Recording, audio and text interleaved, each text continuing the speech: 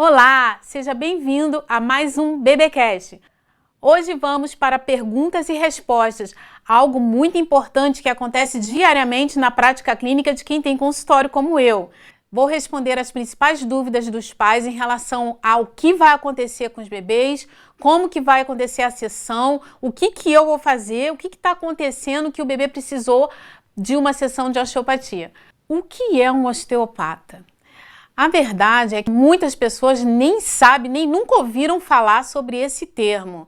Talvez essa seja a primeira dúvida e a mais frequente de todo pai e toda mãe que entra no consultório. Afinal de contas, o que é você? Eu nunca nem ouvi falar sobre um osteopata, nem sobre a osteopatia. Vamos entender? Um osteopata é um fisioterapeuta aqui no Brasil. Em alguns países são outros profissionais, como médicos e homeopatas, que podem exercer essa profissão da osteopatia. Aqui no Brasil, nós somos fisioterapeutas. Nós fizemos a graduação natural da fisioterapia, que em algumas faculdades é de 4 a 5 anos, e depois fizemos mais 5 anos de estudos nessa escola, que é a osteopatia.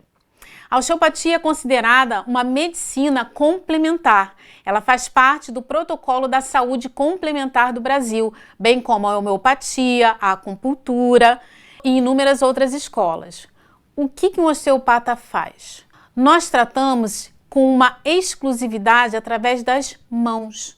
Nós somos profissionais habilitados a entender o que o corpo está passando, o que está acontecendo dentro do corpo, tanto de um adulto como de um bebê, através de testes específicos, exames, um estudo muito aprofundado em anatomia e fisiologia e neurofisiologia, e assim a gente vai buscando uma origem da doença. Aquilo que nós conhecemos como doença no nosso país, um osteopata considera algo disfuncional, algo que não está funcionando bem. É como se nós entendêssemos que existe um obstáculo natural ao rumo do corpo em direção à cura. O que eu trato, afinal de contas? Se eu sou uma terapeuta manual, se eu sou uma fisioterapeuta e tenho os conhecimentos da osteopatia, o que eu vou fazer por um bebê que vai fazer com que ele fique melhor? Eu trato aquilo que não está funcionando bem dentro de um bebê. E ele tem uma certa dificuldade para amamentar, por exemplo. A amamentação no passado era muito banalizada, como algo natural quando o bebê não tinha muita facilidade para amamentar, e na maioria das vezes esse processo caía no esquecimento. A mamadeira, a chupeta, os outros recursos eram escolhidos em detrimento da amamentação. Hoje, nós já sabemos a importância que a amamentação tem para o sistema imunológico do bebê e também para a produção das bactérias boas que moram no intestino. Para quem não sabe, o nosso intestino é um cérebro independente dentro do corpo e a amamentação favorece a produção desses micro-organismos que residem dentro do intestino, que são conhecidos como microbiota, e esse ambiente intestinal é o microbioma. Essa anatomia favorece muito aos processos de cura. Então, o que eu trato? Eu trato os sistemas através das mãos em benefício da autocura do corpo. É como se nós conseguíssemos, através dos desbloqueios, a gente consegue reorganizar os tecidos, conduzir melhor fluidos, conduzir melhor o corpo para um estado natural de cura. O meu bebê tem alguma doença grave? O que ele tem pode repercutir no crescimento dele? Afinal de contas, o que é que está acontecendo com o meu bebê?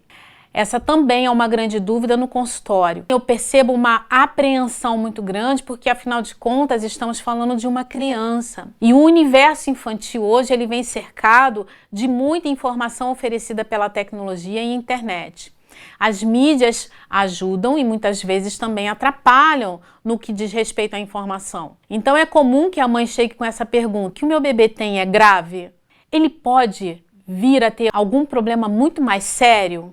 Estudos recentes vêm comprovando que nós estamos alcançando um nível preventivo de cura sobre doenças futuras que podem sim acontecer no ser humano, como escolioses, seletividade alimentar, alterações da fala e do entendimento, Tudo isso pode ser acarretado por algumas alterações, algumas disfunções que são detectadas sim durante o nascimento, durante o parto e durante o processo de crescimento do bebê até os seus 2 anos de idade. Outra dúvida muito comum é sobre o autismo, TDAH e hiperatividade. Alguns comportamentos que podem dar sinais e sintomas de que de alguma forma o cérebro do bebê precise de uma alteração, precise de uma modulação através de toques, através de modulação reflexa do seu movimento motor e também através de exames específicos dos olhos,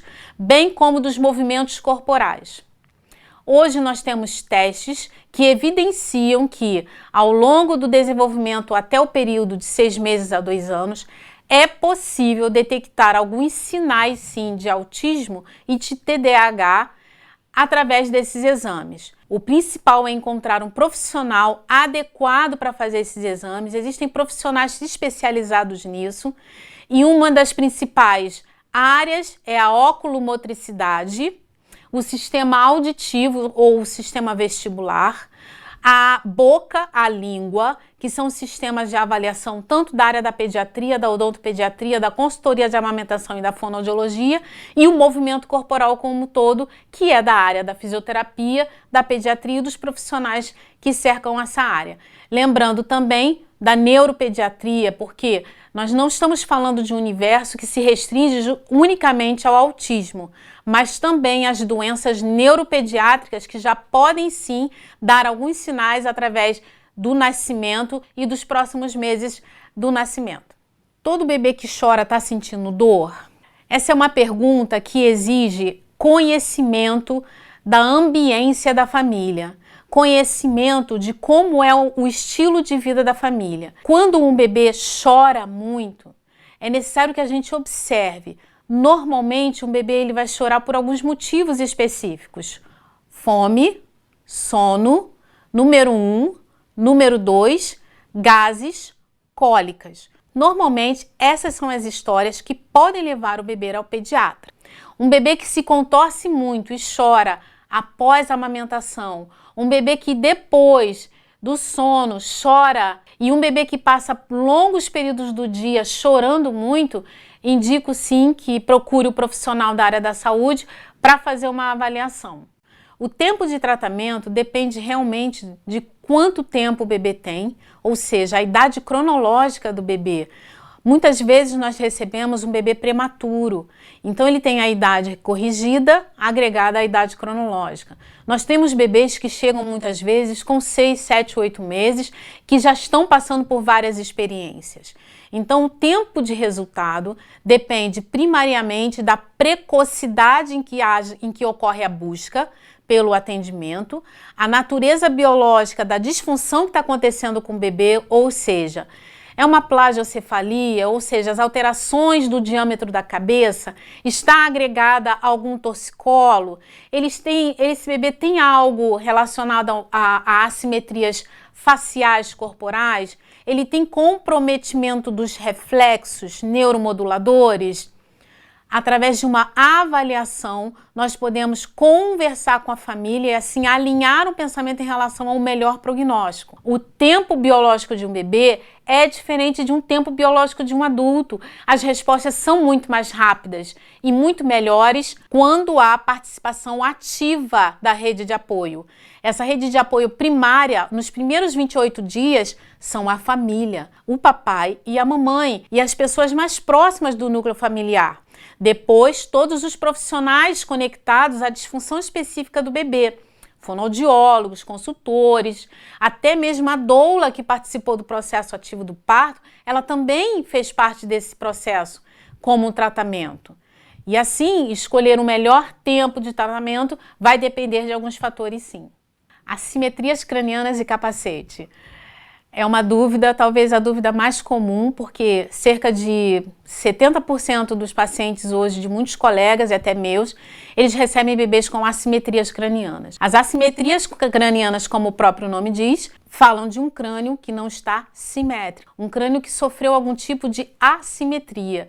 A medida dele sofreu algum dano, que pode ter sido durante o desenvolvimento gestacional, pode ter acontecido durante o parto, pode ter acontecido posicionalmente após o nascimento e por inúmeras outras circunstâncias anatômicas e fisiológicas relacionadas ao desenvolvimento do bebê.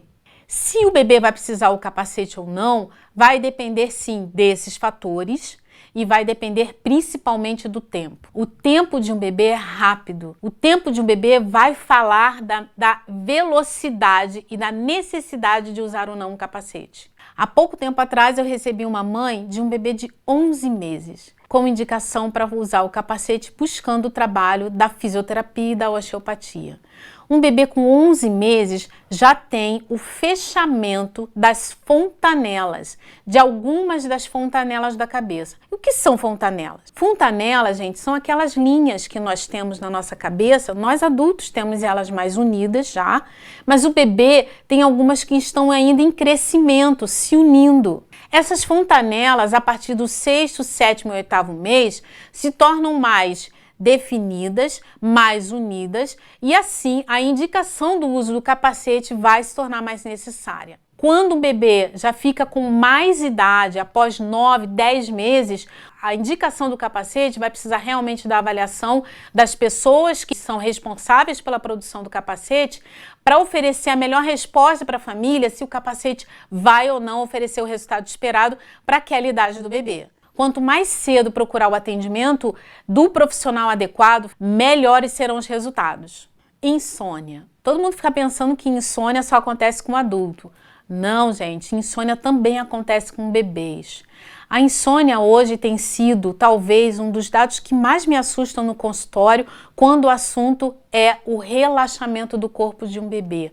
Esse processo natural biológico e imunológico. Durante o sono, mais de 80% do sistema imunológico do bebê, ele entra em ação para preparar o bebê para o dia. Por que isso precisa acontecer? O consumo energético de um bebê ele é muito grande quando ele está acordado durante o dia, porque afinal de contas as células dele estão se multiplicando numa velocidade muito grande. Ele precisa ganhar força na amamentação, força no processo digestivo, adaptação a esse movimento novo que está sendo gerado por ação da gravidade. Os seus reflexos estão sendo modulados para caminhar para um movimento coordenado. Isso exige muita energia. Então é importantíssimo que um bebê durma. O sono é um preditivo de cura. O sono adequado de um bebê garante um dia melhor, um dia imunologicamente mais saudável para um bebê. O trabalho de um osteopata é facilitar com que todas as tensões do corpo de um bebê diminuam a ponto dele encontrar esse caminho natural do sono. O processo do sono de um bebê, ele é conduzido também pelo meio ambiente. Então, todo o nosso trabalho é ajudado pela família e pela rotina do sono, que hoje muitos já conhecem. O bebê, ele está aprendendo ainda o que é dia e o que é noite. E a sua biologia está sendo adaptada a essa realidade. Então, o nosso trabalho é aliado à diminuição de luz no ambiente, diminuição de barulhos, ao som do ruído branco, que muitas famílias escolhem como tratamento que faz parte também. E assim a gente vai contribuindo, nós fazemos parte de um processo natural e biológico para a cura do bebê que sofre de insônia. Recebo muito essa pergunta no consultório, porque como as pessoas não sabem o que é um osteopata, eles perguntam assim, você é médica? Nós falamos de muitas funções fisiológicas do corpo. Eu falo muito sobre o fígado, sobre os rins, falo muito sobre estruturas que normalmente não são faladas por um fisioterapeuta. Isso faz com que haja uma diferença em anatomia entre um osteopata e um fisioterapeuta. Mas não, nós não somos médicos, nós somos profissionais que temos um pouco mais de entendimento sobre sistemas que muitas vezes não são citados, como por exemplo, os olhos, a boca, a interferência do ouvido na postura, a interferência do tubo digestivo, o estômago, o intestino.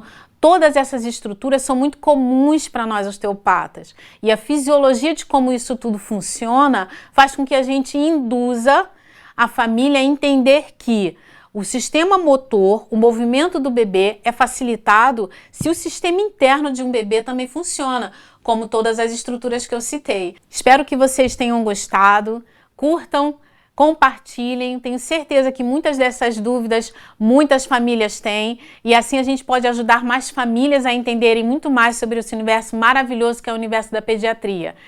Toquem o sininho, assinem o canal e até o próximo. Um abraço! E aí, gostou desse conteúdo? Se interessou por ele? Quer me fazer uma pergunta? Coloca aqui embaixo nos comentários, eu vou adorar responder você. Hoje vamos para perguntas e respostas, aquilo que realmente aperta o coração dos pais quando o assunto é responder as dúvidas dos seus bebês. Dúvidas dos seus bebês. Ficou horrível. As dúvidas do bebê. O bebê tá com dúvida. Gente, o que é isso? Um osteopata? Eu nunca ouvi falar nesse nome. A osteopatia, ela vem dos Estados Unidos e foi criada realmente por um médico, o doutor, que eu esqueci. Faz alguma coisa?